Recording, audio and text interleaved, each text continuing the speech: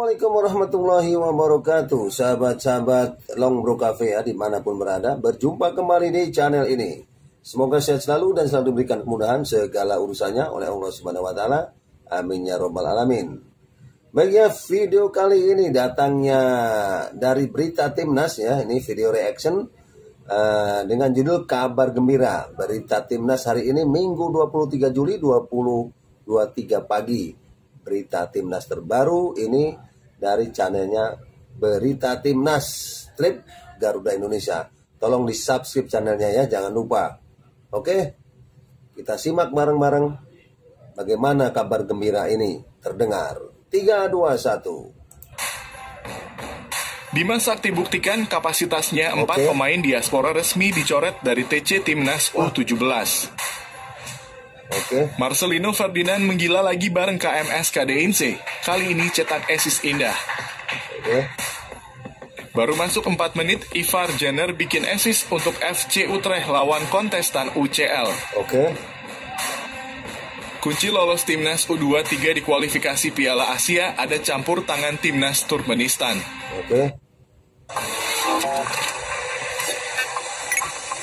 Berita Timnas. Mohon subscribe channel ini dulu, supaya tidak ketinggalan berita terbaru Timnas Indonesia. Jangan lupa ya, berita Timnas. Bima Sakti buktikan kapasitasnya. 4 pemain diaspora resmi dicoret dari TC Timnas U17. Bima Sakti membuktikan bahwa tak ada pemain yang mendapat hak spesial di Timnas U17, termasuk pemain keturunan alias diaspora. Ia menerapkan sistem promosi degradasi dalam timnya kali ini. Dan sudah ada sejumlah pemain yang didegradasi dari skuad Garuda Asia. Hal itu disampaikan langsung oleh Dirtek Indra Syafri. Indra menjelaskan bahwa saat ini sudah ada 7 pemain yang didegradasi dari Timnas U17. Selanjutnya, Bima Sakti akan langsung memanggil 7 pemain lainnya yang sudah lolos seleksi. Tak hanya itu, Indra juga membeberkan sebuah informasi yang mengejutkan, di mana dari 7 nama yang dicoret ada pemain yang berstatus sebagai diaspora. Keempat pemain tersebut adalah Eren Nathan Ang, Mahesa Ekayanto, Madrid Augusta, dan Staffan Kabiel. Selain 4 pemain diaspora, 3 pemain lokal juga tak lolos seleksi.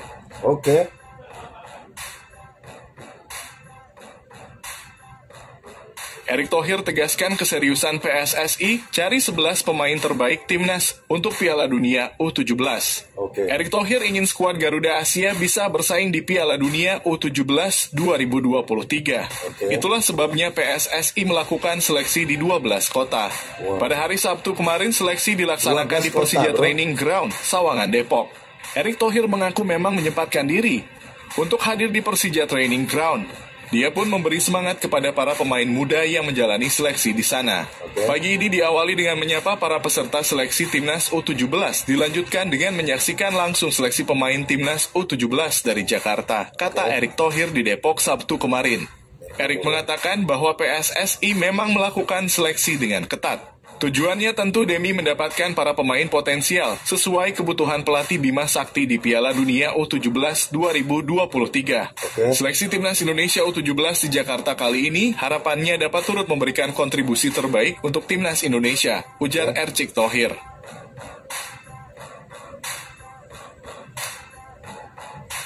Sintayong baru panggil pemain abroad untuk Timnas U23 September mendatang. Timnas U-Strip 23 Indonesia akan menghadapi 2 event terdekat yakni Piala AFF 2023 dan kualifikasi Piala Asia U23. Akan tetapi kebijakan berbeda diambil untuk pemanggilan pemain. Hal ini sebagaimana dikatakan asisten Sintayong, Nova Arianto, di mana Timnas U23 Indonesia akan dihuni skuad SEA Games 2023 dan Timnas U20.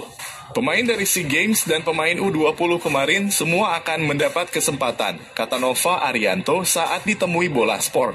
Yang berbeda adalah soal pemanggilan pemain abroad. Nova menyatakan akan memanggil pemain abroad hanya untuk ajang kualifikasi Piala Asia U23, namun tidak untuk Piala AFF U23. Kalau pemain abroad kayaknya nggak mungkin karena bukan FIFA Matchday, ujarnya. Tapi untuk Piala Asia, kemungkinan kita panggil, tambahnya.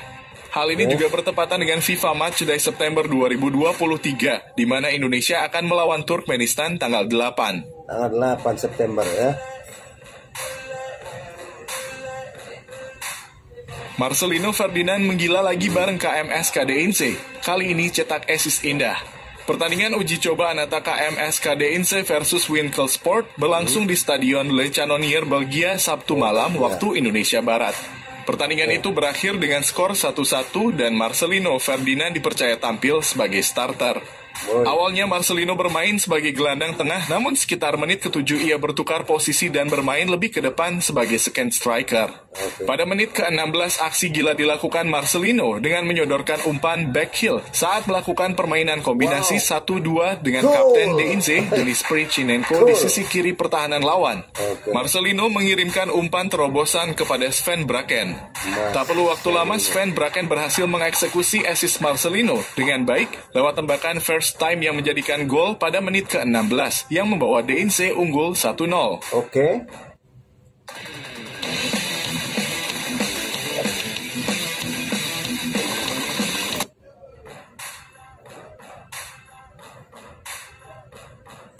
Kunci lolos timnas U23 di kualifikasi Piala Asia ada campur tangan timnas Turkmenistan.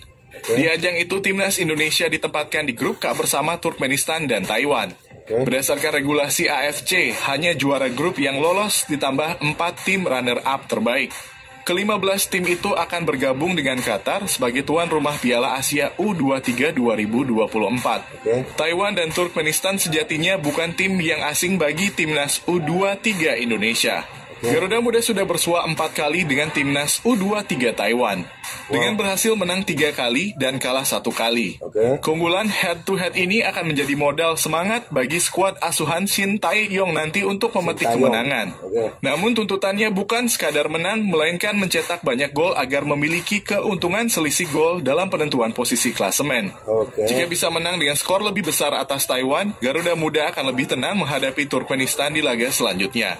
Tim dari Asia Tengah itu diperkirakan lebih berat, apalagi jika sudah mengantongi kemenangan dalam laga perdana kontra Taiwan.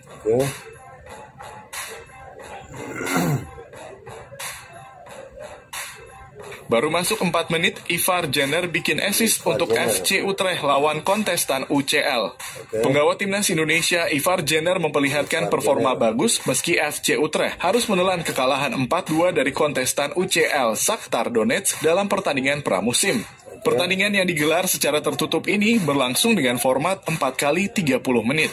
Jenner diturunkan pada menit ke-75 dan pemain naturalisasi ini secara keseluruhan tampil selama 45 menit.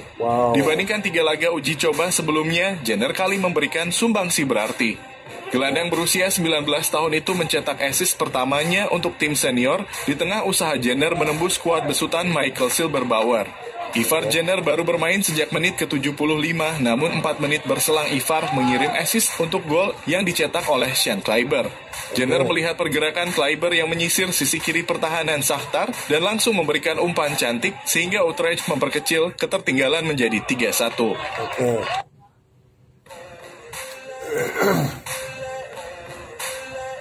Egy Maulana Fikri rindu timnas Indonesia berharap dipanggil Shin Tae-yong lagi. Pelatih timnas Shin Tae-yong terlihat menonton langsung pertandingan Dewa United melawan Persik Kediri.